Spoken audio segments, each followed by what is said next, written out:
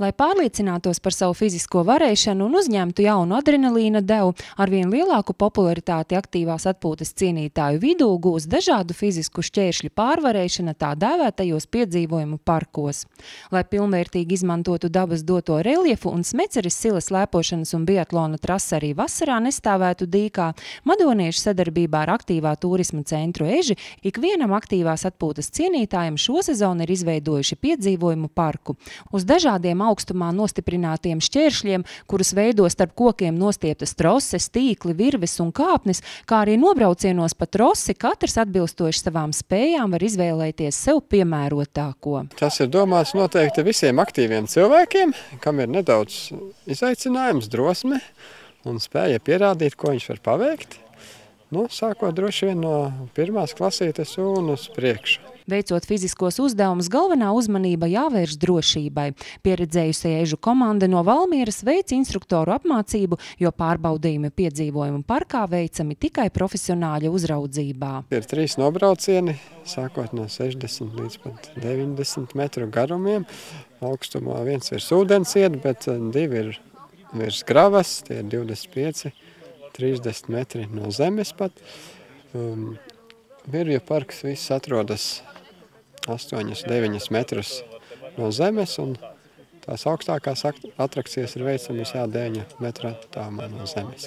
Jānodrošina cilvēki, lai viņi būtu justos vienmēr droši, lai viņi vienmēr būtu pasargāti no visādiem kritieniem un no visa pārējā, lai te nekas neatgadītos. Vienmēr visu laiku būs drošība pirmām kārtām, un lai ir, piemēram, mazāki bērni nebaidītos, un tāpat tās ir tie nobraucieni, kur mēs te jau braucām un rādījām. Man tas saista, tāpēc pašam kaut kā patīk tas sportiskais gars, jo šeit ir no sportiskā daudz, ka var ļoti daudz izvērsties, te ir tik daudz iespēju, kaut tādā mazā konstrukcijā pēc būtības, ja nemaz tik liela nav.